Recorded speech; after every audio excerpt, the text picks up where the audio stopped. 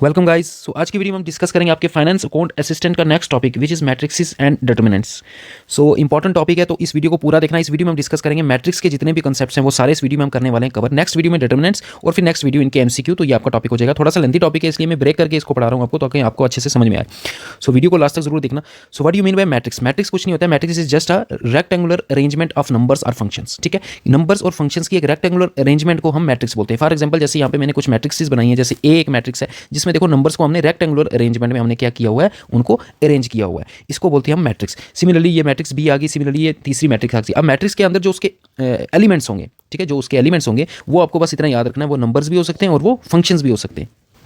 जैसे यहाँ first to examples में देखो नंबर्स हैं एलिमेंट्स इसके, और जो थर्ड एग्जांपल है वहाँ पे फंक्शंस दिए हुए हैं। जैसे साइन थीटा एक फंक्शन होता है, 2x³ एक फंक्शन होता है, log x एक फंक्शन होता है, 5y एक फंक्शन होता है। सो वो आपका हो जाएगा, फंक्शन भी हो सकते हैं एलिमेंट किसी भी मैट्रिक्स के, और नंबर्स भी हो सकते हैं।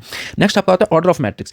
हम मैट्रिक्स को जब नाम देंगे तो उसका ऑर्डर भी हमेशा उसका साथ लिखेंगे। ऑर्डर से ही डिफाइंड होगा कि उसमें कितने एलिमेंट्स हैं, मतलब ऑर्डर से ये डिफाइंड होगा कि उसमें कितनी रोज हैं और उसमें कितने कॉलम्स हैं। ठीक है, रोज आपकी हो जाएंगी, ये जो हॉरिजॉन्टल लाइंस हैं इनको रोज बोलेंगे। फॉर एग्जांपल ये जो फर्स्ट मैट्रिक्स है इसमें आपकी जो रो हो जाएगी, ये आपकी फर्स्ट रो हो जाएगी, ये आपकी फर्स्ट रो आ जाएगी। ठीक है, सिमिलरली ये आपकी सेकंड रो आ गई। तो फर्स्ट जो आपका मैट्रिक्स है इसमें दो रोज है। कॉलम कितने, अगर कॉलम देखोगे तो ये आपका फर्स्ट कॉलम आ जाएगा, ये आपका सेकंड कॉलम आ जाएगा, ये आपका थर्ड कॉलम आ जाएगा। तो फर्स्ट मैट्रिक्स जो है इसमें ये रो 1 है, ये रो 2 है, ये कॉलम फर्स्ट है, ये कॉलम सेकंड है, ये कॉलम थर्ड है। तो कॉलम और रो के बीच में डिफरेंशिएट आपको पता होना चाहिए। तो ऑर्डर ऑफ मैट्रिक्स क्या होता है? Order of matrix nothing, number किसी भी मैट्रिक्स में कितनी नंबर ऑफ रोज है इनटू नंबर ऑफ कॉलम्स हम कर देते हैं, उसको हम बोलते हैं ऑर्डर ऑफ मैट्रिक्स। जनरली इसको डिनोट करते हैं m/n से। फॉर एग्जांपल फर्स्ट मैट्रिक्स का अगर मुझे ऑर्डर लिखना है, तो इसका अगर मुझे ऑर्डर लिखना है तो इसका ऑर्डर मुझे बताओ क्या हो जाएगा। इसमें रोज कितनी है 2, सो 2 इंटू इसमें कॉलम कितने 3, तो इसका ऑर्डर हो जाएगा 2 इंटू 3। ऑर्डर को मल्टीप्लाई करके जो भी नंबर आएगा 2 3 6, वो आपका हो जाएगा number of elements in that matrix. इस मैट्रिक्स में कितने एलिमेंट है, देखो 6 ही है ना, सो 2 इंटू 3 किया तो आपको नंबर ऑफ एलिमेंट्स आ गए। बट याद रखना जब भी ऑर्डर ऑफ मैट्रिक्स लिखोगे हमेशा पहले नंबर ऑफ रोज लिखनी है फिर नंबर ऑफ कॉलम्स लिखने, उल्टा नहीं करना है। ऑर्डर ऑफ मैट्रिक्स को जब एक बार डिफाइन कर दिया कि number of rose into number of column होता है तो वैसे ही करना आपने। अब ये सेकंड मैट्रिक्स का मुझे ऑर्डर बताओ क्या हो जाएगा। इसमें नंबर ऑफ रोज कितनी है 3 और कॉलम भी कितने 3, तो इसका ऑर्डर हो जाएगा 3 इंटू 3। इसका ऑर्डर कितना हो जाएगा, इसमें नंबर ऑफ रोज कितनी है 2 और इसमें नंबर ऑफ कॉलम कितने हैं 2, तो 2 इंटू 2। तो पहले नंबर ऑफ रोज लिखनी है फिर नंबर ऑफ कॉलम्स लिखने, वो आपका ऑर्डर हो जाएगा। ठीक है, और जो ऑर्डर आएगा दो number of rose into number of columns को उनको मल्टीप्लाई कर दोगे उन दोनों नंबर्स को, तो आपको you will get the number of elements in that matrix.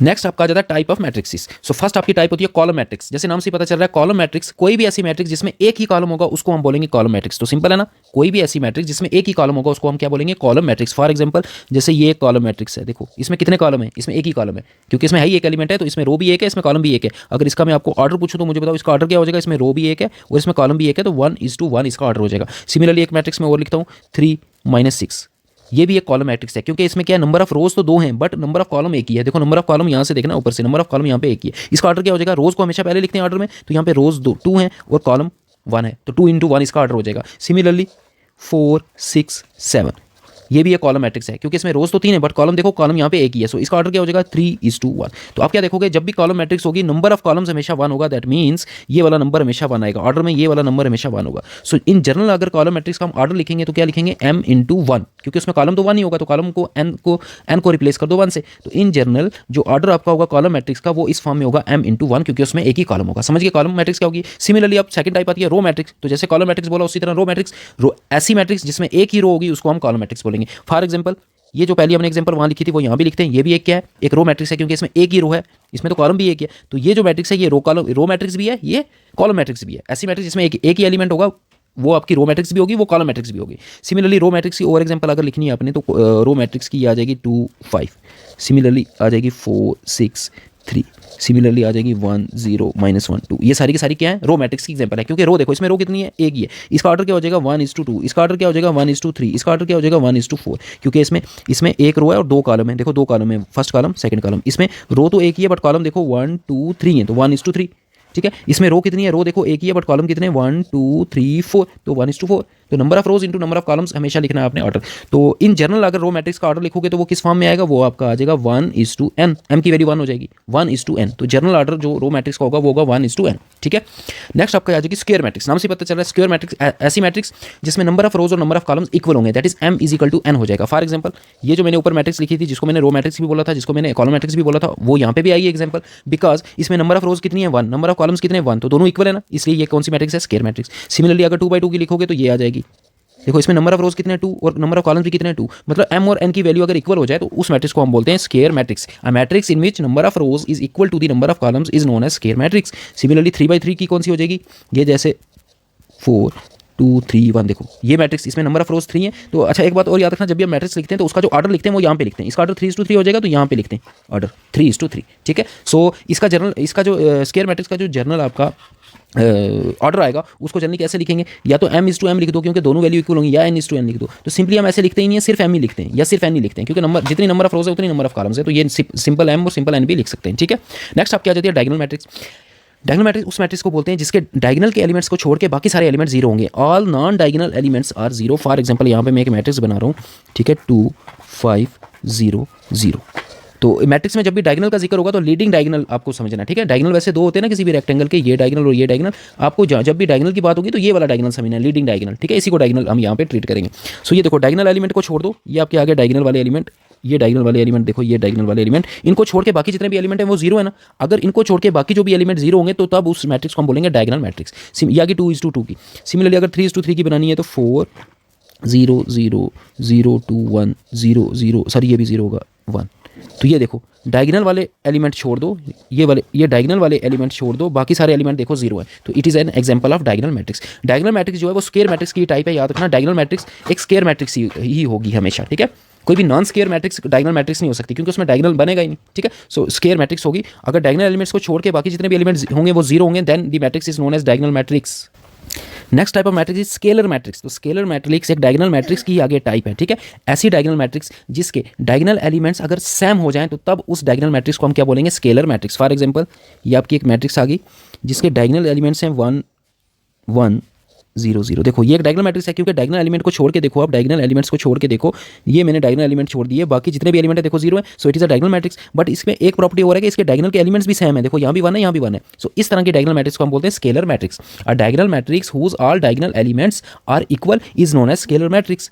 For example अगर 3/3 की मैं बनाऊंगा यहाँ पे, जैसे यहाँ -2 है, 0 0 1 -2 0, सॉरी ये 0 होगा 0 0 -2। तो मुझे बताओ क्या ये डायगोनल, पहले देखो ये डायगोनल मैट्रिक्स है क्या। तो उसके लिए आपने सिर्फ चेक करना है, डायगोनल एलिमेंट्स को छोड़ देना है और बाकी एलिमेंट देखने हैं। अगर बाकी एलिमेंट जीरो है तो it is a diagonal matrix. और इस केस में डायगोनल एलिमेंट्स इक्वल भी हैं, देखो -2 -2 -2। सो ये कौन सी टाइप हो जाएगी, डायगोनल मैट्रिक्स की आगे जो टाइप हो जाएगी वो हो जाएगी scalar matrix. So scalar matrix is nothing but it is a type of diagonal matrix in which all the diagonal elements are equal. Next आपकी आ जाती है आइडेंटिटी मैट्रिक्स। ये भी डायगोनल मैट्रिक्स की टाइप है। ऐसी डायगोनल मैट्रिक्स जिसके डायगोनल वाले एलिमेंट अगर आइडेंटिटी हो जाए, यूनिटी हो जाए, दैट इज 1 1 1 हो जाए, तो तब उस डायगोनल मैट्रिक्स को बोलेंगे आइडेंटिटी मैट्रिक्स। फॉर एग्जांपल ये जो मैंने एग्जांपल लिखी थी ये आइडेंटिटी मैट्रिक्स भी है, ठीक है। सो 1 0 0 1। अगर डायगोनल मैट्रिक्स के एलिमेंट, डायगोनल वाले एलिमेंट अगर 1 1 हो जाए तो उस डायगोनल मैट्रिक्स को क्या बोलेंगे, आइडेंटिटी मैट्रिक्स, ठीक है। जैसे 1 0 0 0 1 0 0 0 1, ये 3:3 वाली आइडेंटिटी मैट्रिक्स आ गई। सिमिलरली 4:4 वाली भी बना सकते हो, सिर्फ डायगोनल एलिमेंट 1 1 1 होने चाहिए और बाकी सारे जीरो होने चाहिए, ठीक है। तो तब उसको बोलेंगे आइडेंटिटी मैट्रिक्स। जो आइडेंटिटी मैट्रिक्स होगी याद रखना वो स्केलर मैट्रिक्स तो होगी ही होगी, जो आइडेंटिटी मैट्रिक्स होगी वो स्केलर मैट्रिक्स होगी ठीक है। स्केलर की आगे ये टाइप है क्योंकि इसमें देखो डायगोनल एलिमेंट इक्वल है। स्केलर मैट्रिक्स की क्या डेफिनेशन थी कि डायगोनल एलिमेंट इक्वल होने चाहिए, तो यहाँ पे भी डायगोनल एलिमेंट इक्वल ही है, देखो इक्वल ही है। बट यहाँ पे इक्वल के बजाय यहाँ पे 1 1 होंगे हर केस में। जब भी 1 1 हो जाए, यूनिटी हो जाए, तो उसको बोलेंगे identity matrix. Next zero matrix. तो जीरो मैट्रिक्स नाम से पता चल रहा है जिसके सारे एलिमेंट जीरो होंगे वो जीरो मैट्रिक्स। ये जीरो मैट्रिक्स, ठीक है, ये आपकी जीरो मैट्रिक्स, ठीक है। ये 3/3 की लिखोगे तो ऐसे आ जाएगी। So zero matrix whose all elements are zero is known as zero matrix. तो ये टाइप्स आपको याद रखनी है, कुछ नहीं है, बिल्कुल इजी है। पहले आपकी आगे कॉलम मैट्रिक्स जिसमें एक ही कॉलम होगा, रो मैट्रिक्स जिसमें एक ही रो होगी, स्केलर मैट्रिक्स जिसमें जितनी रोज होंगी उतने ही कॉलम्स होंगे, डायगोनल मैट्रिक्स होगी कि डायगोनल वाले एलिमेंट छोड़ के अगर बाकी सारे एलिमेंट किसी मैट्रिक्स में जीरो हैं तो उस मैट्रिक्स को हम बोलेंगे डायगोनल मैट्रिक्स। स्केलर मैट्रिक्स आपकी होगी डायगोनल की टाइप है, अगर डायगोनल एलिमेंट्स इक्वल हो जाए, और नॉन डायगोनल तो जीरो होंगे ही होंगे। डायगोनल एलिमेंट्स अगर इक्वल हो जाए तो स्केलर मैट्रिक्स, अगर diagonal elements 1 1 1 that is unity होगा तो आइडेंटिटी मैट्रिक्स, और जीरो मैट्रिक्स हो गया जिसके सारे एलिमेंट्स जीरो होंगे। नेक्स्ट आपका आ जाता है इक्वलिटी ऑफ टू मैट्रिक्स। दो मैट्रिक्स कब इक्वल होंगी, तो उसके लिए दो कंडीशंस है। दो मैट्रिक्स तभी इक्वल हो सकती हैं, पहली बात अगर उनका ऑर्डर सेम होगा, पहली बात अगर उनका ऑर्डर सेम होगा तभी वो इक्वल हो सकती है, नहीं तो वो इक्वल नहीं हो सकती। तो पहली बात दो मैट्रिक्स तभी इक्वल होंगी अगर उनका ऑर्डर सेम होगा। दूसरी बात उनके सारे कॉरस्पॉन्डिंग एलिमेंट्स इक्वल होने चाहिए, सारे कॉरस्पॉन्डिंग एलिमेंट्स इक्वल होने चाहिए, all corresponding elements are equal. तो ये दो कंडीशन अगर दो मैट्रिक्स सेटिस्फाई कर रही हैं then we can say that two matrix are equal. तो यहाँ पे लिखा भी हुआ है two matrix are said to be equal if they are of same order, पहले तो उनका ऑर्डर सेम होना चाहिए, and all the corresponding elements are equal. For example मेरे पास दो यहाँ पे मैट्रिक्स है, एक मैट्रिक्स है एक्स वाई ए बी, और एक मेरे पास मैट्रिक्स है यहाँ पे -1 2 3 5। अगर ये दोनों मैट्रिक्स इक्वल हैं तो ये तभी इक्वल हो सकती हैं, पहले तो इनका ऑर्डर सेम होना चाहिए। इसका ऑर्डर मैंने देखा ये है 2:2, इसका ऑर्डर देखा 2:2, तो ऑर्डर तो सेम है, ठीक है। तो पहली कंडीशन तो सेटिस्फाई होगी। दूसरी कंडीशन ये है कि ये दोनों इक्वल तब होंगी अगर इनके कॉरस्पॉन्डिंग एलिमेंट्स भी इक्वल होंगे। तो कॉरस्पॉन्डिंग एलिमेंट्स को इक्वेट कर दो, तो x की वैल्यू आ जाएगी -1, y की वैल्यू हो जाएगी 2, a की वैल्यू हो जाएगी 3 और b की वैल्यू हो जाएगी 5। अगर ये दो कंडीशन सेटिस्फाई करेंगी तभी जाके ये दोनों मैट्रिक्स इक्वल होंगे, नहीं तो ये इक्वल नहीं होंगी। So two matrix are said to be equal if they are of same order and their all corresponding elements are equal. अब सिमिलरली यहाँ पे ये वापस मैं मैट्रिक्स बना लेता हूँ, for example x y a b, और यहाँ पे एक मैट्रिक्स है -1 2 3 5 1 0। क्या अब ये इक्वल हो सकती हैं? अब ये इक्वल हो ही नहीं सकती, कॉरस्पॉन्डिंग एलिमेंट देखना ही नहीं आपने, क्योंकि ऑर्डर ही सेम नहीं है कि इसका ऑर्डर है 2:2, इसका ऑर्डर है, पहले रोज लिखना है ऑर्डर में, याद रखना हमेशा पहले रोज, तो रोज यहाँ पे 2 है, कॉलम यहाँ पे 3 है, 2:3, तो ऑर्डर ही सेम नहीं आया तो ये इक्वल हो ही नहीं सकती, नॉट पॉसिबल। नेक्स्ट आ जाता है important topic operations on matrix. Matrix पे हम ऑपरेशंस कैसे करेंगे, जो हम मैथमेटिकल सिंपल ऑपरेशंस करते हैं, जैसे एडिशन, सब्ट्रैक्शन, मल्टीप्लिकेशन, ठीक है। सो पहले हम देखते हैं एडिशन। तो दो मैट्रिक्स को ऐड करने के लिए सिंपली वैसे ही ऐड करना है जैसे हम नंबर्स को ऐड करते हैं। आपने क्या करना है, कॉरस्पॉन्डिंग एलिमेंट्स को उठा के ऐड कर देना है। बस कंडीशन ये है, एडिशन तभी पॉसिबल होगी जब उनका ऑर्डर सेम होगा, जब उनका ऑर्डर सेम होगा, ठीक है। सो एडिशन की पहले हम देखते हैं एडिशन।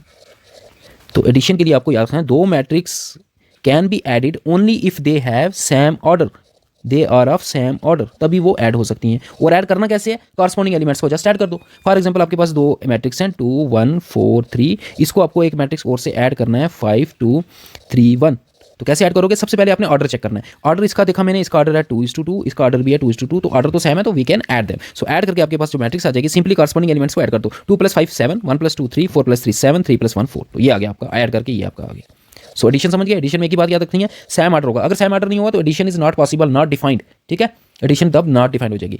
सब्ट्रैक्शन या अगर डिफरेंस करना है, सब्ट्रैक्शन करनी है या डिफरेंस करना है दो मैट्रिक्स का, तब भी सेम, जैसे हमने एडिशन की वैसे ही सब्ट्रैक्शन भी करनी है, बस प्लस की जगह ये माइनस करना है। सपोज यहाँ पे अगर माइनस होता प्लस की जगह, तो आपने क्या करना है, 2 - 5 कर दोगे, आपके पास आ जाएगा -3, 1 - 2 करेंगे तो -1, 4 - 3 करेंगे तो 1, 3 - 1 करेंगे तो 2, ये आपका आंसर आ जाएगा अगर माइनस करना होगा। तो माइनस करने में भी और प्लस करने में भी आपको सिर्फ ये देखना है कि ऑर्डर सेम होना चाहिए, तभी वो एग्जिस्ट करेगा उनका एडिशन और सब्ट्रैक्शन।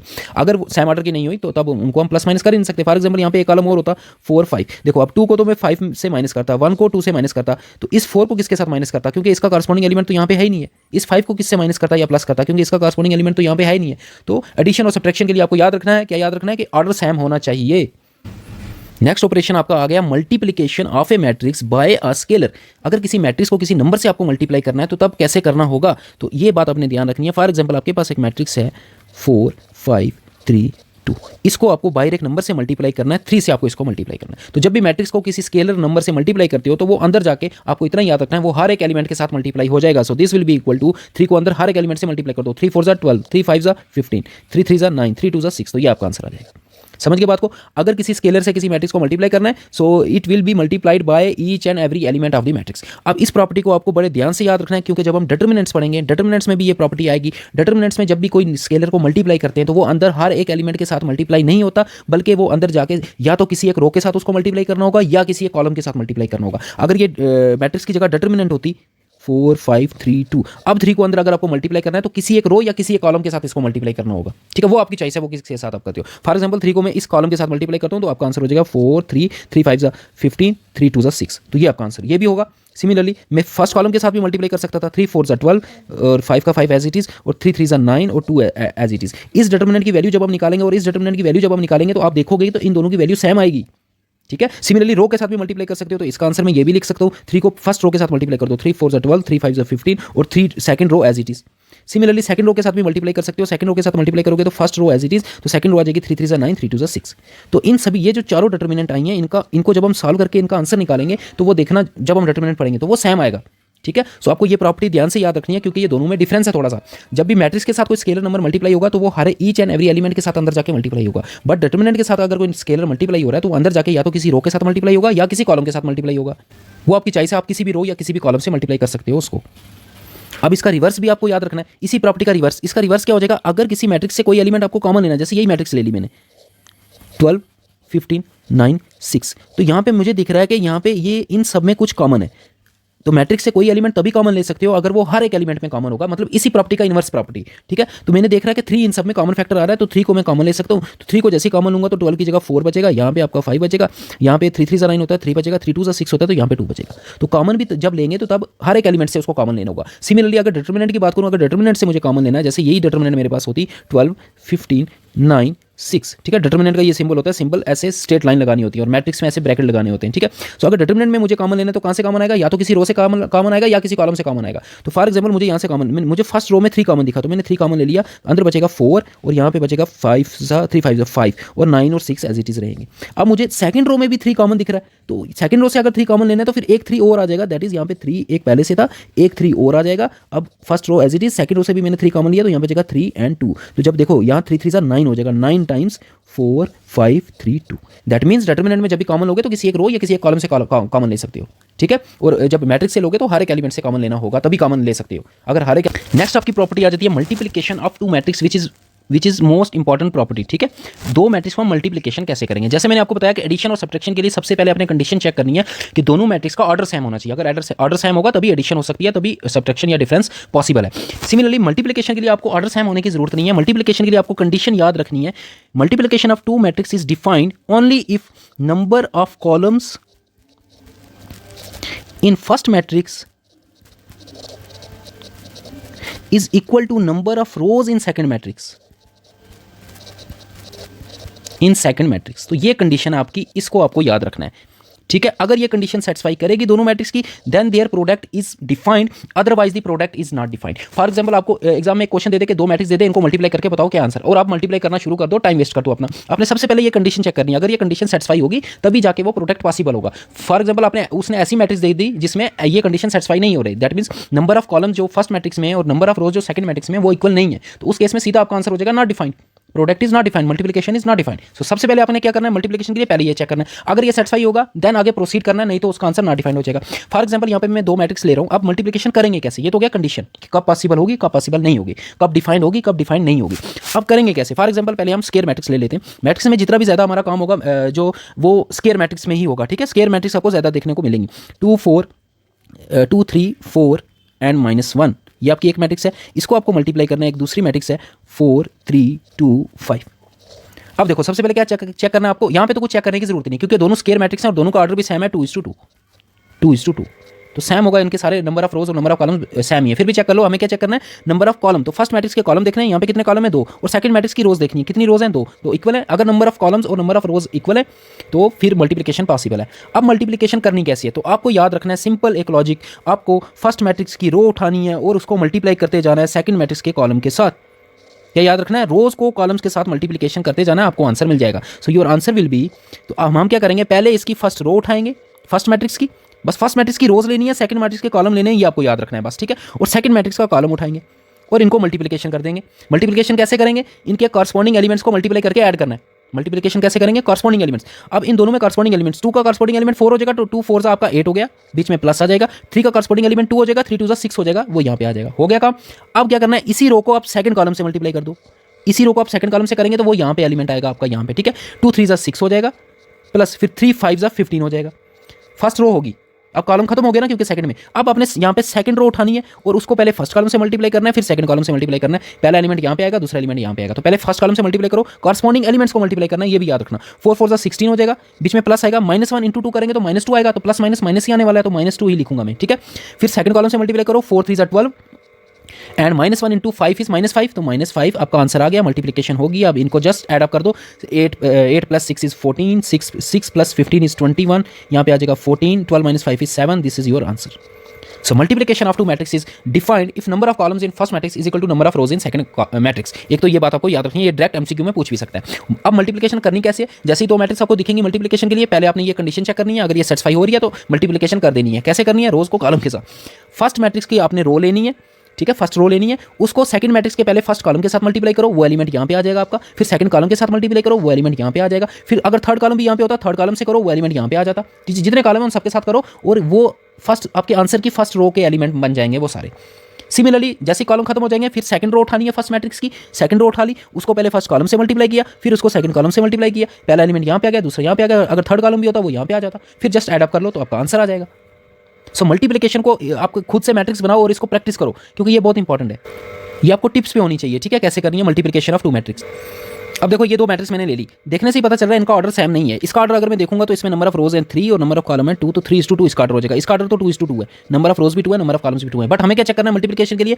फर्स्ट मैट्रिक्स के कॉलम चेक करने और सेकंड मैट्रिक्स की रोज चेक करनी है। तो कॉलम देखो फर्स्ट मैट्रिक्स में 2 हैं, सेकंड मैट्रिक्स में रो देखूंगा तो 2 हैं, तो इट मीन्स इनकी मल्टीप्लिकेशन पॉसिबल है। अब मल्टीप्लिकेशन कर दो, अब मैं डायरेक्ट करूंगा, ठीक है। फर्स्ट रो ली मैंने, उसको फर्स्ट कॉलम से मल्टीप्लाई किया तो 2 1 2 प्लस 3 3 9 ये आ गया। फिर फर्स्ट रो ली, उसको सेकंड कॉलम से मल्टीप्लाई किया 2 2 4 एंड 3 4 12। अब फर्स्ट रो होगी, अब सेकंड रो ली, उसको फर्स्ट कॉलम और सेकंड कॉलम से मल्टीप्लाई, सेकंड रो ले ली, ठीक है, सेकंड रो, फर्स्ट रो का हो गया काम, सेकंड रो ले ली, इसको मल्टीप्लाई किया पहले फर्स्ट कॉलम के साथ, क्या आ जाएगा 1 1 1 प्लस 2 3 कॉरस्पॉन्डिंग एलिमेंट्स को मल्टीप्लाई करना, ठीक है। फर्स्ट वाले को फर्स्ट के साथ, फर्स्ट वाले को सेकंड वाले के साथ नहीं फिर करना, फिर सेकंड वाले को सेकंड वाले के साथ। अगर 3 एलिमेंट है थर्ड वाले को थर्ड वाले के साथ। अब इसी को सेकंड कॉलम के साथ मल्टीप्लाई कर दो इसके साथ, ठीक है। सो 2 1 2 हो जाएगा प्लस 2 4 8 हो जाएगा। अब थर्ड रो लेनी है, उसको मल्टीप्लाई कर दो 1 बाई 1 दोनों कॉलम के साथ। पहले फर्स्ट कॉलम के साथ करेंगे तो क्या आएगा 3 1 3 प्लस 4 3 12, फिर सेकंड कॉलम के साथ 3 2 6 प्लस 4 4 16, तो होगी आपकी मल्टीप्लिकेशन। इनको एड अप कर दो, ये आपका आंसर आ गया 11 16 7 10 15 22, तो ये आ गया आपका आंसर, ठीक है। एक चीज़ आप नोट करो, जो आंसर आया उसका जो ऑर्डर आया वो क्या आया 3:2 है ना, 3:2 आया ना। नंबर ऑफ रोज 3 है और नंबर ऑफ कॉलम्स 2 हैं। तो जो भी आंसर आएगा आपका वो उसका जो ऑर्डर होगा, याद रखना उसका ऑर्डर कौन सा होगा। जो भी फर्स्ट मैट्रिक्स में जितनी भी नंबर ऑफ रोज है और सेकंड मैट्रिक्स में जितने भी नंबर ऑफ कॉलम्स है उनको मल्टीप्लाई कर दो, वही आपका ऑर्डर आने वाला है। जैसे फर्स्ट मैट्रिक्स में रोज कितनी है 3 और सेकंड मैट्रिक्स में कॉलम कितने हैं 2, तो जो आंसर आएगा मल्टीप्लिकेशन का उसका ऑर्डर होगा 3:2। ये कुछ मैंने एग्जांपल्स लिखी हैं, ये आप खुद प्रैक्टिस करो, ठीक है। पहले चेक करना कि क्या इनका पॉसिबल है भी कि नहीं मल्टीप्लिकेशन, ठीक है। इसको अच्छे से प्रैक्टिस करना 3/3 और 3/3 वाली मैट्रिक्स खुद से 2-3 बनाओ, उस खुद से मल्टीप्लिकेशन आप उसकी चेक करो कि आपको हो रही है कि नहीं हो रही। इसको जितना प्रैक्टिस करोगे उतना अच्छा होगा। मल्टीप्लिकेशन बहुत इंपॉर्टेंट है, आपको टिप्स पे होनी चाहिए। आपको मेथड तो पता चल गया, लेकिन इस पर मिस्टेक होने के बहुत चांसेस होते हैं, ठीक है, क्योंकि रो को उठाना है फर्स्ट मैट्रिक्स की, उसके सेकंड मैट्रिक्स के कॉलम के साथ मल्टीप्लाई करना है और कॉरस्पॉन्डिंग एलिमेंट्स को मल्टीप्लाई करना है। बस इतनी बातें याद रखनी है, लेकिन प्रैक्टिस इंपॉर्टेंट है। नेक्स्ट आपका जो होता है ट्रांसपोज ऑफ ए मैट्रिक्स। किसी मैट्रिक्स का ट्रांसपोज क्या होता है? कुछ नहीं होता, सिंपली आपको क्या करना है इंटरचेंजिंग रोज एंड कॉलम। किसी भी मैट्रिक्स के रोज को और कॉलम्स को इंटरचेंज कर दो तो वो आपका जो मैट्रिक्स नई मैट्रिक्स बनेगी by interchanging rows and column, उस मैट्रिक्स को हम बोलेंगे वो उस गिवन मैट्रिक्स का क्या है ट्रांसपोज है। फॉर एग्जांपल ए आपके पास एक मैट्रिक्स है जिसके एलिमेंट है 2 4 5 6, तो इसका जो ए ट्रांसपोज हो जाएगा उसको डिनोट करोगे आप या तो a⁻t लिख सकते हो और इसको डिनोट करते हैं a डैश से भी, ठीक है। A transpose will be equal to, तो आपको क्या करना है नंबर रोज को कॉलम के साथ रिप्लेस करना है और कॉलम्स को रोज के साथ, ठीक है। जैसे यहाँ पे फर्स्ट रो जो है इसकी क्या है, देखो फर्स्ट रो क्या है 2 4, वो यहाँ पे कॉलम बन जाएगा, वो इसका फर्स्ट कॉलम बना दो। सेकंड रो क्या है 5 6, वो यहाँ पे कॉलम बना दो 5 6, हो गया आपका ये ट्रांसपोज आ गया, समझ गए। सिमिलरली अगर 3:3 वाली मैट्रिक्स होगी तो क्या हो जाएगा, फॉर एग्जाम्पल ये आपके पास एक मैट्रिक्स है ABCDEFGHI, तो मुझे बताओ इसका ट्रांसपोज क्या हो जाएगा। इसका ट्रांसपोज हो जाएगा आपका, कुछ नहीं करना है, रोज को कॉलम के साथ या कॉलम्स को रोज के साथ, एक ही बात है, ठीक है। ये पहली रो आ गई ABC, यहाँ पे ये पहला कॉलम बन जाएगा ABC। सेकंड रो आ गई DEF, यहाँ पे ये कॉलम बन जाएगा DEF। थर्ड रो आ गई ये GHI, यहाँ पे ये कॉलम बन जाएगा GHI। You will get your transpose. Transpose of A matrix की कुछ प्रॉपर्टीज हैं, याद रखना। अगर किसी भी मैट्रिक्स का 2 बार ट्रांसपोज करोगे अगेन वो मैट्रिक्स ही आएगी, मतलब एक बार रोज कॉलम को इंटरचेंज किया फिर एक बार और इंटरचेंज किया तो वापस वही मैट्रिक्स आने वाली है। यहाँ पे देख लो, अगर इसको मैं एक बार और ट्रांसपोज करता हूँ तो क्या हो जाएगा, देखो ये इसकी रो है, ये कॉलम बन जाएगा 2 5, ये इसकी सेकंड रो है, ये सेकंड कॉलम बन जाएगा 4 6। अब इसको ध्यान से देखो, ये वही मैट्रिक्स है जो स्टार्टिंग में हमने ली थी। देखो first row 2 4, first row 2 4, second row 5 6, second row 5 6, ठीक है। सो याद रखना आपको कि अगर किसी भी मैट्रिक्स का 2 बार मैं ट्रांसपोज करूंगा तो वही मैट्रिक्स आएगी। अगर मैं 3 बार करूंगा तो क्या होगा मुझे बताओ, तो ए ट्रांसपोज ही आएगा। अगर मैं 4 बार करूंगा 1 2 3 4, तो अगैन क्या आएगा, अगैन वो मैट्रिक्स ही आने वाली है। मतलब अगर इवन नंबर पावर हुई ट्रांसपोज की तो अगैन वो मैट्रिक्स आने वाली है, अगर ऑड नंबर हुई तो ए ट्रांसपोज आने वाला है। अगर इस तरह से होगा, कोई कांस्टेंट मल्टीप्लाई हो रहा है मैट्रिक्स के साथ और होल उसका आपको ट्रांसपोज फाइंड करना है, तो सिंपली कांस्टेंट को आप बाहर ले सकते हो, उससे कोई भी फर्क नहीं पड़ेगा, ए का ट्रांसपोज कर दो, ठीक है। सिमिलरली अगर ए प्लस बी होल ट्रांसपोज करना है, 2 मैट्रिक्स है उनको पहले ऐड करके फिर ट्रांसपोज करना है, that will be equal to A transpose plus B transpose. इस प्रॉपर्टी का मीनिंग क्या हुआ, इसका मीनिंग हुआ कि अगर आपको ये फाइंड करना है ए प्लस बी का होल ट्रांसपोज, तो इसके 2 मेथड है, या तो पहले ए और बी मैट्रिक्स को ऐड कर दो, जो आंसर आएगा उसका ट्रांसपोज कर दो, या फिर आप क्या करो पहले ए का ट्रांसपोज करो, फिर बी का ट्रांसपोज करो, फिर दोनों को ऐड कर दो, दोनों केसेस में आंसर सेम आने वाला है, ठीक है। ये प्रॉपर्टी आपको याद रखनी है। ए बी अगर होल ट्रांसपोज हुआ, मतलब ए बी दोनों मैट्रिक्स मल्टीप्लाई हो रही हैं और फिर उसका ट्रांसपोज करना है, that will be equal to, उल्टा हो जाएगा वो, B transpose into A transpose. जब ये ट्रांसपोज इसको डिस्ट्रीब्यूट करोगे, ब्रैकेट हटाओगे, तो ये इनकी पोजीशन फ्लिप करनी है आपको, B transpose into A transpose. यहाँ पे जब हमने पढ़ा था मल्टीप्लिकेशन ऑफ 2 मैट्रिक्स, यहाँ पे एक प्रॉपर्टी में आपको बताना बोल के आपको याद रखना है, एक प्रॉपर्टी ऑफ मल्टीप्लिकेशन, अगर 2 मैट्रिक्स को मल्टीप्लाई करते हो A into B, that will not equal to B into A, ये हमेशा डिफरेंट आएगा आंसर। और ये भी हो सकता है कि a इंटू बी तो डिफाइंड हो but b into A defined ना हो, ऐसा भी पॉसिबल हो सकता है। फॉर एग्जांपल ये देखो लो, इसको मैं मान लेता हूँ मैट्रिक्स है, इसको मान लो मैट्रिक्स बी। क्या a इंटू बी पॉसिबल है? तो उसके लिए क्या देखना है, फर्स्ट रो का आपको देखने होते हैं नंबर ऑफ कॉलम्स, तो यहाँ पे मैंने देखे नंबर ऑफ कॉलम्स 2 हैं, और सेकंड रो में देखना, सेकंड मैट्रिक्स में देखने होते हैं नंबर ऑफ रोज, यहाँ पे मैंने देखे नंबर ऑफ रोज 2 हैं, तो दोनों इक्वल हैं, तो a इंटू बी तो पॉसिबल है। फर्स्ट एग्जाम्पल जो है उसमें a इंटू बी तो डिफाइंड है। अगर मुझे b इंटू ए करना होता तो पहले वाली मैट्रिक्स ये हो जाती सॉरी, ये आपकी हो जाती है सेकंड मैट्रिक्स। तो इस मैट्रिक्स में आप देखने हैं कॉलम, तो कॉलम कितने हैं 1 2 3, और सेकंड मैट्रिक्स में रोज देखनी है, रोज कितनी है 1 2, तो इक्वल नहीं आ रहे। इट मींस इस फर्स्ट एग्जांपल में b into A not defined है। तो ये प्रॉपर्टी आपको याद रखनी है कि अगर a इंटू बी डिफाइंड है तो इसका मतलब ज़रूरी नहीं है कि b इंटू ए भी डिफाइंड होगा, ठीक है। और अगर डिफाइंड होगा, अगर b इंटू ए डिफाइंड होगा, अगर सपोज होगा, जैसे इस एग्जांपल में देख लो, ये तो दोनों स्क्वायर मैट्रिक्स हैं, दोनों का सेम है 3:3 3:3, तो इसमें a इंटू बी भी डिफाइंड होगा और b इंटू ए भी डिफाइंड होगा। तो अगर डिफाइंड होगा भी तब भी वो इक्वल नहीं होगा, a into B is not equal to b into A, ये याद रखना, ठीक है। इन शॉर्ट 2 बातें याद रखनी है, अगर a इंटू बी डिफाइंड है तो ज़रूरी नहीं है कि b इंटू ए भी डिफाइंड होगा, पहली बात। दूसरी बात, अगर डिफाइंड हुआ b इंटू ए भी तो ज़रूरी नहीं है कि वो इक्वल होगा, वो इक्वल ज़रूरी क्या, वो इक्वल होगा ही नहीं कभी, ठीक है। a into B is not equal to b into A, that is multiplication of 2 matrix is not commutative. और एडिशन और सब्ट्रैक्शन जो होती है वो कम्यूटेटिव प्रॉपर्टी को होल्ड करती है। एडिशन कम्यूटेटिव है, किसी मैट्रिक्स को a को b के साथ ऐड करो या b को a के साथ ऐड करो, आंसर सेम आने वाला है। सिमिलरली माइनस में भी सेम आना, बट मल्टीप्लिकेशन में ऐसा नहीं है। सो ट्रांसपोज की ये प्रॉपर्टी याद रखनी है, अगर 2 मैट्रिक्स मल्टीप्लाई हो रही हैं और होल ट्रांसपोज है तो इसको जब ओपन करोगे, ब्रैकेट ओपन करोगे, तो B transpose into A transpose आएगा, A transpose into B transpose नहीं आएगा। नेक्स्ट आपकी प्रॉपर्टी आ जाती है, एक टाइप ऑफ मैट्रिक्स है ये, symmetric matrix and skew symmetric matrix, very important, ठीक है। तो है बिल्कुल सिंपल है ये, कुछ नहीं है इसमें, क्या करना है आपको। सिमेट्रिक मैट्रिक्स कौन सी है मैट्रिक्स होती है, ऐसी मैट्रिक्स जिसका ट्रांसपोज उसकी मैट्रिक्स के इक्वल ही है, उसको हम बोलते हैं symmetric matrix. Any square matrix, ठीक है, स्क्वायर मैट्रिक्स भी होनी चाहिए वो, any square matrix is said to be a symmetric matrix if A transpose is equal to A. कोई भी मैट्रिक्स, अगर किसी मैट्रिक्स का आपने ट्रांसपोज फाइंड किया और आपने ये देखा कि जो ट्रांसपोज आया वो उसी मैट्रिक्स के इक्वल ही आ रहा है, उस केस में उस मैट्रिक्स को हम बोलेंगे सिमेट्रिक मैट्रिक्स। फॉर एग्जाम्पल यहाँ पे मैं एग्जाम्पल लिखते हैं, ये एक एग्जाम्पल लिखी हमने 2 1 0 0, इसका ट्रांसपोज करो क्या आएगा, ये एक मैट्रिक्स है, क्या ये सिमेट्रिक मैट्रिक्स है। अगर ये चेक करना है आपको ये सिमेट्रिक है कि नहीं है, तो आपको इसका ट्रांसपोज फाइंड करना होगा। तो ट्रांसपोज के लिए क्या करना है, फर्स्ट रो को फर्स्ट कॉलम बनाना है तो 2 0 हो जाएगा, सेकंड रो को सेकंड कॉलम बनाना है 0 1 हो जाएगा। अब ध्यान से देखो सेम आ रहा है, इट मीन्स इस केस में a is equal to A transpose है, so A matrix is symmetric, A matrix is symmetric. तो सिमेट्रिक मैट्रिक्स ऐसी मैट्रिक्स हो जाएगी जिसका ट्रांसपोज उसके इक्वल आ जाए। अब सेकंड आ गया स्क्यू सिमेट्रिक। स्क्यू सिमेट्रिक में भी थोड़ा सा डिफरेंस है, अगर किसी मैट्रिक्स का ट्रांसपोज उसके माइनस टाइम्स आए तब उस मैट्रिक्स को हम बोलते हैं skew symmetric matrix. For example यहाँ पे मैं एक मैट्रिक्स लिख रहा हूँ 0 E F minus E 0 G minus F minus G 0, ये एक मैंने मैट्रिक्स लिखी A। अब इसका ए ट्रांसपोज फाइंड करो, पहले तो हमें चेक करना है ये स्क्यू सिमेट्रिक मैट्रिक्स है कि नहीं है। इसका ए ट्रांसपोज जैसे मैं फाइंड करूंगा तो क्या करना है, रोज को कॉलम बना के लिखना है। ये रो आ गई 0 E F, तो ये कॉलम बन जाएगा यहाँ पे 0 E F। सेकंड रो क्या है माइनस E 0 G, यहाँ पे ये सेकंड कॉलम बन जाएगा minus E 0 G।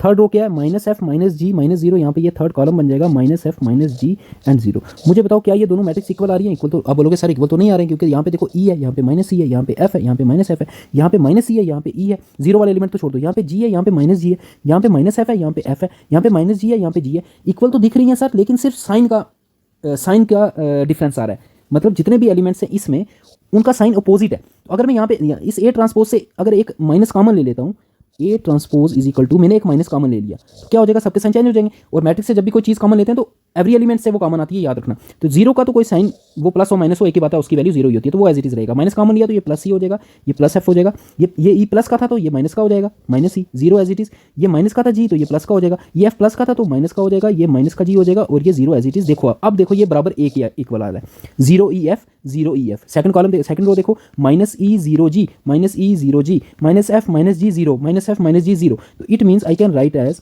A transpose is equal to, minus को एज इट इज लिखा, इस पूरे की जगह मैट्रिक्स ए लिख सकते हैं क्योंकि मैट्रिक्स ए के इक्वल आ रहा है, ये मैट्रिक्स ए। तो A transpose is equal to minus A हो जाए, या और माइनस को उधर शिफ्ट कर दो, A is equal to minus times A transpose हो जाए, एक ही बात है, ठीक है। ये दोनों एक ही बात है, माइनस को उधर शिफ्ट कर दिया।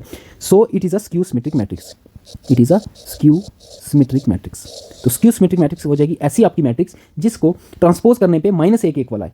ए is equal to A transpose is equal to अगर माइनस ए हो जाए, या उल्टा भी लिख सकते हो, A is equal to minus time A transpose हो जाए, उस केस में उस मैट्रिक्स को हम बोलेंगे स्क्यू सिमेट्रिक मैट्रिक्स।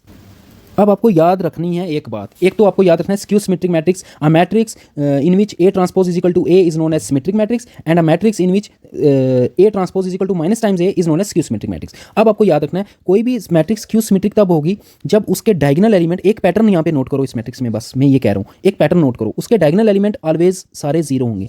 पहली बात ये पहचान है स्क्यू सिमेट्रिक मैट्रिक्स की, diagonal elements, all diagonal elements is equal to zero. पहली पहचान ये होगी। अगर कोई मैट्रिक्स आपको पूछा स्क्यू सिमेट्रिक है कि नहीं, उसके डायगोनल एलिमेंट्स पहले चेक करो, डायगोनल एलिमेंट सारे जीरो होने चाहिए, फर्स्ट कंडीशन। और सेकंड कंडीशन आपको देखना है बाकी जितने भी एलिमेंट्स हैं डायगोनली अपोजिट, उनका साइन, एक तो वो सेम एलिमेंट होने चाहिए और साइन अपोजिट होना चाहिए। मतलब अगर एक जगह 1 है तो दूसरी जगह -1 होना चाहिए। देखो यहाँ ध्यान से, यहाँ पे ई लिखा हुआ है और इसके अपोजिट वाला -ई है, यहाँ पे एफ लिखा हुआ है इसके अपोजिट वाला -एफ है, यहाँ पे जी लिखा हुआ है इसके अपोजिट वाला -जी है, बस अपोजिट साइन के होने चाहिए, ठीक है, तब जाके वो स्क्यू सिमेट्रिक मैट्रिक्स होगी। तो स्क्यू सिमेट्रिक मैट्रिक्स की आपको ये कंडीशन भी याद रखनी है ताकि आपको देख के पता चल जाए कि ये मैट्रिक्स स्क्यू सिमेट्रिक है कि नहीं। तो देख के कैसे पता चलेगा, डायगोनल एलिमेंट सारे जीरो और बाकी जो भी opposite element, diagonally opposite element आ रहे हैं उनका साइन अपोजिट होना चाहिए, इक्वल होना चाहिए। अगर यहाँ पे 2 है तो यहाँ पे -2 होना चाहिए, अगर यहाँ पे -2 है तो यहाँ पे 2 होना चाहिए, ठीक है। एक तो इक्वल एंड अपोजिट होने चाहिए, इक्वल एंड अपोजिट होने चाहिए बाकी एलिमेंट्स, तभी जाके वो स्क्यू सिमेट्रिक होगी। और इसी तरह अगर मैं आपको सिमेट्रिक मैट्रिक्स की पहचान बताऊं कि देख के आप बता दो कि कोई मैट्रिक्स सिमेट्रिक है कि नहीं, ट्रांसपोज फाइंड करने की जरूरत ही ना पड़े, तो उसमें आपको क्या याद रखना है, सिमेट्रिक मैट्रिक्स तब होगी जब आपके, फॉर एग्जांपल यहाँ पे मैं एक मैट्रिक्स लिख रहा हूँ 1 2 3 2 7, यहाँ पे लिखा मैंने -1 3 -1 एंड 11, ये एक मैट्रिक्स मैंने लिखी। तो इसमें आपको चेक करना है, डायगोनल एलिमेंट्स को चेक करने की जरूरत नहीं है, डायगोनल एलिमेंट्स जो मर्जी हों, डायगोनल एलिमेंट जो मर्जी हो वो आपको चेक करने की जरूरत नहीं है, ठीक है। डायगोनल एलिमेंट को छोड़ दो, देखो डायगोनल एलिमेंट को मैंने छोड़ दिया, बाकी जितने भी डायगोनली अपोजिट एलिमेंट है वो सेम होने चाहिए, वो यहाँ पे क्या होने चाहिए, सेम होने चाहिए। देखो यहाँ पे 2 है तो इसके डायगोनली अपोजिट ये भी 2 है, यहाँ पे 3 है डायगोनली अपोजिट ये भी 3 है, यहाँ पे -1 है तो यहाँ पे भी -1 है, तो ये सिमेट्रिक मैट्रिक्स होगी। इसका ट्रांसपोज आप फाइंड करो, देखो ए के इक्वल ही आएगा, so A transpose will be equal to, यहाँ पे अगर मैं ए ट्रांसपोज फाइंड करता हूँ that will be equal to, क्या करना है, रोज को कॉलम बनाना है, तो इसकी फर्स्ट रो ये आ गई 1 2 3, यहाँ पे कॉलम बन जाएगा 1 2 3, सेकंड रो है 2 7 -1, यहाँ पे कॉलम बन जाएगा 2 7 -1, थर्ड रो क्या है 3 -1 11। अब चेक करो ये एक इक्वल आ रहा नहीं आ रहा, देख लो 1 2 3 1 2 3 2 7 -1 2 7 -1 3 -1 11 3 -1 11, तो ये तो एक इक्वल ही आ रहा है। So A transpose is equal to A हो गया, it means it is a symmetric matrix. तो दो बातें याद रखनी है, एक तो डेफिनेशन याद रखनी है in short definition, symmetric की definition, if A transpose is equal to A then the matrix is known as symmetric matrix. Skew symmetric matrix, if A transpose is equal to minus times A then it is known as skew symmetric matrix. फिर क्या याद रखना आपको कि आप देख के ही पहचान लो, सिमेट्रिक मैट्रिक्स का सिंपल है, सिमेट्रिक मैट्रिक्स का डायगोनल एलिमेंट जो मर्जी हो उनको छोड़ दो, बाकी जो अपोजिट एलिमेंट बचेंगे वो सेम होने चाहिए, तो वो सिमेट्रिक मैट्रिक्स होगी। स्क्यू सिमेट्रिक के लिए ऑल डायगोनल एलिमेंट 0 होने चाहिए और जो डायगोनली अपोजिट है वो एलिमेंट इक्वल एंड अपोजिट होने चाहिए, एक अगर 5 है तो दूसरा -5 होना चाहिए, एक अगर -5 है तो दूसरा +5 होना चाहिए। समझ गए बात को। अब आ जाओ नेक्स्ट, यहाँ पे कुछ नोट लिखा है मैंने, for any square matrix A, कोई भी आपके पास मैट्रिक्स है ए, ठीक है, अगर उसका आप फाइंड करते हो क्या, ये चीज फाइंड, ये वाली मैट्रिक्स फाइंड करते हो A plus A transpose, A plus A transpose, मतलब उस मैट्रिक्स का मैंने पहले ट्रांसपोज फाइंड किया, फिर उस ट्रांसपोज को उसी मैट्रिक्स में ऐड कर दिया, इन दोनों को ऐड करने पे भी एक मैट्रिक्स आएगी ना। सो ए प्लस ए ट्रांसपोज करने पे जो भी मैट्रिक्स आएगी, जो भी आपका आंसर आएगा वो ऑलवेज एक सिमेट्रिक मैट्रिक्स होगी। एक बात ये भी आपको याद रखनी है, अगर आपके पास एक मैट्रिक्स है ए, अगर आपके पास एक मैट्रिक्स है ए, उसका ट्रांसपोज आपने फाइंड किया ए ट्रांसपोज और दोनों को ऐड किया, ए को ऐड किया ए ट्रांसपोज के साथ, तो आंसर एक मैट्रिक्स आएगी, वो जो भी मैट्रिक्स आएगी वो ऑलवेज एक सिमेट्रिक मैट्रिक्स होगी। सेकंड बात, दूसरी बात आपको क्या याद रखनी है, अगर दोनों का डिफरेंस किया, डिफरेंस करने पे जो भी मैट्रिक्स आएगी वो ऑलवेज एक स्क्यू सिमेट्रिक मैट्रिक्स होगी, वो ऑलवेज एक स्क्यू सिमेट्रिक मैट्रिक्स होगी, ठीक है। तीन बातें अब हो गई हैं, पहली बात डेफिनेशन, दूसरी बात देख के कैसे पहचानना है, तीसरी बात अगर आपके पास कोई एक मैट्रिक्स ए है उसमें अगर आपने उसका ट्रांसपोज ऐड कर दिया तो आंसर जो आएगा वो एक सिमेट्रिक मैट्रिक्स आएगी, अगर उसका ट्रांसपोज उसी मैट्रिक्स में से आपने डिफरेंस कर दिया, माइनस कर दिया, तो आंसर जो मैट्रिक्स आएगी वो आपकी एक स्क्यू सिमेट्रिक मैट्रिक्स होने वाली है, ठीक है। इंपॉर्टेंट पॉइंट है, याद रखना, डायरेक्ट एमसीक्यू में भी पूछ सकता है।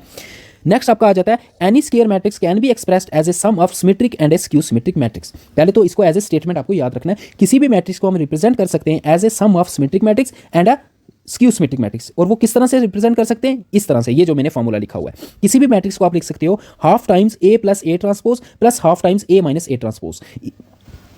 इस तरह से क्यों लिखा, क्योंकि इसको जब सॉल्व करोगे आप सॉल्व करके देखो, इसको इस पूरे को जब सॉल्व करोगे तो ए ही आने वाला है। देखो इसको सॉल्व करो, 1/2 को अंदर मल्टीप्लाई कर दो तो हो जाएगा 1/2 times A plus 1/2 times A transpose plus यहाँ पे देखो, यहाँ पे भी मल्टीप्लाई कर दो 1/2 टाइम्स ए, यहाँ पे माइनस आएगा 1/2 टाइम्स ए ट्रांसपोज। देखो ये वाली टर्म और ये वाली टर्म, एक प्लस की एक माइनस की और दोनों सेम है तो ये तो कैंसिल हो जाएंगी, तो बचेगा आपके पास 1/2 टाइम्स ए 1/2 टाइम्स ए, 1/2 कितना होता है हाफ टाइम्स ए प्लस हाफ टाइम्स ए कितना हो जाएगा, ए ही हो जाएगा, ठीक है ना। तो देखो ये ए के ही इक्वल आ रहा है, इसको सॉल्व करने पे ए ही आ रहा है। इसको हमने इस तरह से लिखा क्यों, अगर आपको बोल देता किसी मैट्रिक्स को हम एक मैट्रिक्स आपको दे देगा, आपको बोलेगा इसको लिखो as a sum of skew symmetric matrix and skew symmetric matrix. तो मैंने अभी आपको प्रॉपर्टी बताई कि A plus A transpose always एक क्या होती है, सिमेट्रिक मैट्रिक्स, ठीक है।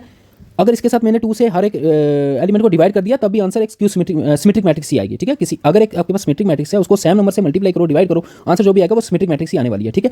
फिर ए माइनस ए ट्रांसपोज करोगे तो मैंने क्या बताया, वो स्क्यू सिमेट्रिक मैट्रिक्स आएगी। अब इन दोनों को सम करके हम लिख सकते हैं, लेकिन साथ में हाफ भी लगाना होगा ताकि इनको सिंप्लीफाई करके आंसर ए ही आए। So any matrix A can be represented as a sum of symmetric matrix and a skew symmetric matrix in this manner, क्योंकि ये वाला आंसर जो आएगा ये पूरा ये एक सिमेट्रिक मैट्रिक्स आएगी और ये वाला जो पूरा आंसर आएगा ये एक स्क्यू सिमेट्रिक मैट्रिक्स आएगी। और दोनों को अगर मैं सिंप्लीफाई करूंगा तो आंसर यही आ रहा है। So any matrix can be represented as a sum of symmetric matrix and a skew symmetric matrix in this way, ठीक है। नेक्स्ट लास्ट टॉपिक आपका आता है इन्वर्टिबल मैट्रिक्स। इन्वर्टिबल मैट्रिक्स मतलब जिसका इनवर्स एग्जिस्ट करे। इनवर्स क्या होता है आपको पता है ना, इनवर्स क्या होता है। फॉर एग्जांपल आपको मैं पूछूं, मल्टीप्लिकेटिव इनवर्स की बात हो रही है यहाँ पे। एक होता है एडिटिव इनवर्स, एक होता है मल्टीप्लिकेटिव इनवर्स। एडिटिव इनवर्स उसको बोलते हैं, किसी नंबर का एडिटिव इनवर्स वो हो जाएगा जिसको इस पे ऐड करने पे आंसर एडिटिव आइडेंटिटी आए। एडिटिव आइडेंटिटी 0 होती है, याद रखना। मल्टीप्लिकेटिव आइडेंटिटी 1 होती है, ठीक है। एडिटिव आइडेंटिटी 0 होती है। जब भी आपके माइंड में आइडेंटिटी वर्ड आता है, आपके माइंड में 1 नहीं आता होगा हमेशा, है ना। 1 इज अ मल्टीप्लिकेशन आइडेंटिटी। अगर एडिटिव आइडेंटिटी की बात करोगे तो वो 0 होता है। तो एक्स में मैं क्या ऐड करूँ कि आंसर 0 आए, तो माइनस एक्स करूंगा तभी 0 आएगा। इट मीन्स एक्स का एडिटिव इनवर्स जो है वो माइनस एक्स है। अगर मैं 2 का आपको एडिटिव इनवर्स पूछूं तो 2 के साथ हम क्या ऑपरेशन करें, आंसर एडिटिव आइडेंटिटी आए, दैट इज 0 आए, तो वो तो -2 है। तो 2 का जो एडिटिव इनवर्स है वो -2 है। सिमिलरली -2 का एडिटिव इनवर्स क्या हो जाएगा, 2 हो जाएगा, ठीक है। लेकिन यहाँ पे हम मल्टीप्लिकेटिव एडिटिव की बात कर रहे हैं। तो मल्टीप्लिकेटिव एडिटिव हो जाएगा, मल्टीप्लिकेटिव इनवर्स आपका हो जाएगा क्या, कि कोई भी नंबर है आपके पास, सपोज आपके पास नंबर है 5, इस 5 को मैं किस नंबर से मल्टीप्लाई करूं, क्योंकि मल्टीप्लिकेटिव इनवर्स फाइंड कर रहे हैं कि आंसर मल्टीप्लिकेटिव आइडेंटिटी आए, और मल्टीप्लिकेटिव आइडेंटिटी 1 होती है तो आंसर 1 आए। तो 5 को मैं 1/5 से मल्टीप्लाई करूंगा तभी आंसर 1 आएगा, 5 कैंसिल 1 आएगा। इट मीन्स 5 की अगर मेरे को मल्टीप्लिकेटिव आइडेंटिटी फाइंड करनी है तो वो 1/5, दैट इज वो उसका रेसिप्रोकल हो जाएगा। सिमिलरली अगर मैं 5 की एडिटिव आइडेंटिटी की बात करूं तो वो -5 होगा, ठीक है। सो हमें यहाँ पे multiplicative identity multiplicative inverse find करना है, ठीक है, किसी भी मैट्रिक्स का। सो वही यहाँ पे डेफिनेशन लिखी हुई है, if A is a square matrix of order m। ए एक स्केयर मैट्रिक्स है जिसका ऑर्डर m है। अब यहाँ पे ये नहीं बोल देना कि सर ये ऑर्डर m क्यों लिखा है, m इंटू n की फॉर्म में क्यों नहीं लिखा, क्योंकि स्केयर मैट्रिक्स है, जितने रोज होंगे उतने, अगर m नंबर ऑफ रोज होंगे तो कॉलम भी m ही होंगे, तो इसलिए m भी लिख सकते हैं स्केयर मैट्रिक्स का। And if there exist another square matrix b, अगर कोई आपके पास एक मैट्रिक्स है A जिसका ऑर्डर m, अगर कोई एक ऐसी मैट्रिक्स एग्जिस्ट करती है B ऑफ सेम ऑर्डर जिसका ऑर्डर सेम है m, सच दैट ये कंडीशन सेटिस्फाई करने चाहिए दोनों मैट्रिक्स, A और B का प्रोडक्ट और B और A का प्रोडक्ट, चाहे A को B से मल्टीप्लाई करो चाहे B को A से करो, आंसर क्या है, आंसर मल्टीप्लिकेटिव आइडेंटिटी आए। अब यहाँ पे हम मैट्रिक्स की बात कर रहे हैं, मैट्रिक्स के केस में मल्टीप्लिकेटिव आइडेंटिटी 1 तो नहीं ना होगी, मैट्रिक्स के केस में मल्टीप्लिकेटिव आइडेंटिटी हो जाएगी आइडेंटिटी मैट्रिक्स। और आइडेंटिटी मैट्रिक्स मैंने आपको क्या बताया था, जिसके डायगोनल के एलिमेंट 1 1 हो, बाकी सारे 0। ये आपकी आ गई 2:2 वाली आइडेंटिटी मैट्रिक्स। 1:1 वाली हो जाएगी तो सिंपल 1, 3:3 वाली आइडेंटिटी मैट्रिक्स फाइंड करोगे तो ये हो जाएगी आपकी, बाकी सारे 0, बस डायगोनल एलिमेंट 1 1, ये 3:3 वाली आइडेंटिटी मैट्रिक्स हो जाएगी। तो जैसे मैंने नंबर्स में बताया, नंबर्स में आइडेंटिटी मल्टीप्लिकेटिव आइडेंटिटी 1 होती है, एडिटिव आइडेंटिटी 0 होती है। इसी सिमिलरली मैट्रिक्स के केस में मल्टीप्लिकेटिव आइडेंटिटी ये हो जाएगी आपकी, ये वाली मैट्रिक्स। वो डिपेंड करता है आपको गिवन जो मैट्रिक्स दी है वो कौन सी है। वो अगर 2/2 है तो उसके लिए आइडेंटिटी मैट्रिक्स ये हो जाएगी, अगर वो 3/3 है तो उसके लिए आइडेंटिटी मैट्रिक्स ये हो जाएगी, ठीक है। सो अगर A इंटू बी और B इंटू ए देखो मल्टीप्लिकेटिव आइडेंटिटी आए, दैट इज एक आइडेंटिटी मैट्रिक्स है, then we can say that B is called the inverse of A। तब B जो हो जाएगा वो A का इनवर्स हो जाएगा। In that case A is invertible, उस केस में A को हम बोलेंगे A इन्वर्टिबल है, ठीक है। इन्वर्टिबल जो इनवर्स होता है ना किसी भी मैट्रिक्स का, वो जरूरी नहीं है एग्जिस्ट करेगा, वो एग्जिस्ट तभी करेगा जब ये कंडीशन सेटिस्फाई होगी। अगर ये कंडीशन ही नहीं सेटिस्फाई हो रही तो इट मीन्स उसका इनवर्स जो है वो एग्जिस्ट नहीं करता, तो फिर हम उसको फाइंड ही नहीं करेंगे, ठीक है। अगर एग्जिस्ट करेगा तो फिर फाइंड करेंगे, एग्जिस्ट तब करेगा जब ये कंडीशन सेटिस्फाई होगी। वही नंबर्स वाली कंडीशन है यार। देखो मैंने क्या बोला, 5 का मल्टीप्लिकेटिव इनवर्स क्या होगा, 1/5 होगा, क्योंकि इन दोनों को मल्टीप्लाई करने पे आंसर 1 आ रहा है। तो अगर इट मीन्स 5 का मल्टीप्लिकेटिव इनवर्स 1/5 है और इसका इनवर्स भी ट्रू है। 1/5 का मल्टीप्लिकेटिव इनवर्स 5 है। अगर मैं पूछूं 1/5 को किससे मल्टीप्लाई करूं कि आंसर 1 आ जाए, तो वो तो 5 होगा। इट मीन्स 1/5 का मल्टीप्लिकेटिव इनवर्स जो है वो 5 है। सिमिलरली मैट्रिक्स में है कि दो मैट्रिक्स का इनवर्स क्या होगा, अगर दोनों को मल्टीप्लाई करने पे, चाहे मैं A को B से करूं चाहे B को A से करूं, आंसर क्या है, आंसर मल्टीप्लिकेटिव आइडेंटिटी है। और मैट्रिक्स के केस में मल्टीप्लिकेटिव आइडेंटिटी होती है आइडेंटिटी मैट्रिक्स, जिसको आई से डिनोट करते हैं। वो अगर I के इक्वल आ रहा है तभी उनका इनवर्स पॉसिबल है। देन B जो हो जाएगा वो A का इनवर्स हो जाएगा, सिमिलरली A जो होगा वो B का इनवर्स हो जाएगा। B का इनवर्स A का इनवर्स A हो जाएगा, A का इनवर्स B हो जाएगा, B का इनवर्स A हो जाएगा, ठीक है। ये तो हो गया इनवर्स ऑफ ए मैट्रिक्स। ये कुछ प्रॉपर्टी है इनवर्स ऑफ ए मैट्रिक्स की। अच्छा, इसको डिनोट इस तरह से करते हैं, A inverse is equal to B हो जाएगा और B inverse is equal to A हो जाएगा, ठीक है। दोनों एक दूसरे के इनवर्स होंगे, मल्टीप्लिकेटिव इनवर्स होंगे। Inverse of A matrix if exist is unique, अगर किसी मैट्रिक्स का इनवर्स एग्जिस्ट करता है तो वो यूनिक होगा, दैट इज एक ही होगा, ठीक है। और सिमिलरली जैसे ट्रांसपोज वाली प्रॉपर्टी थी वैसे वो प्रॉपर्टी इनवर्स में भी लगती है। अगर A B होल इनवर्स है तो जब ब्रैकेट ओपन करेंगे तो पहले B पे इनवर्स आएगा इंटू फिर A पे इनवर्स आएगा, दूसरी बात ये याद रखनी है। अब आप पूछोगे sir inverse of A matrix find कैसे करने, तो इनवर्स ऑफ ए मैट्रिक्स, अगर आपको एक मैट्रिक्स दिया है और बोला इसका इनवर्स फाइंड करो, तो पहले आपको ये कंडीशन चेक करनी होगी कि वो एग्जिस्ट करेगा अभी कि नहीं। अगर करेगा तो फिर फाइंड करना है। अब फाइंड करने के दो मेथड है, एक मेथड आपका आ जाता है मैट्रिक्स वाला मेथड, एक मेथड आ जाता है डिटर्मिनेंट वाला। मैट्रिक्स वाला मेथड लेंथी है इसलिए मैं वो यहाँ पे नहीं पढ़ाऊंगा, जब डिटर्मिनेंट वाली वीडियो में पढ़ाऊंगा उसमें मैं आपको इनवर्स फाइंड करना बताऊंगा, वो ईजी है। ठीक है, सो अभी तक आज के लिए इतना ही। तो मैट्रिक्स के लिए ये आपके लिए इनफ है, ये जितने भी मैंने टॉपिक पढ़ाए हैं ये आपको टिप्स पे होने चाहिए। जो कंसेप्ट बच गया वो उसको मैं एमसीक्यू में कवर कर लूंगा। ठीक है, if you like the video please subscribe the channel और टेलीग्राम चैनल को ज्वाइन कर लेना, उसका लिंक मिल जाएगा डिस्क्रिप्शन बॉक्स में। और जितने भी एग्जाम आ रहे हैं उनकी मैथ, रीजनिंग और साइंस की अलग से प्लेलिस्ट मैंने बनाई हुई है। आप प्लेलिस्ट सेक्शन में जाके हमारे चैनल की, वहां पे जाके जिस भी एग्जाम की प्रिपरेशन कर रहे हो वहां से उनकी वीडियोस देख सकते हो, रीजनिंग, मैथ, साइंस, ठीक है, और कंप्यूटर। ठीक है, सो थैंक्स फॉर वॉचिंग।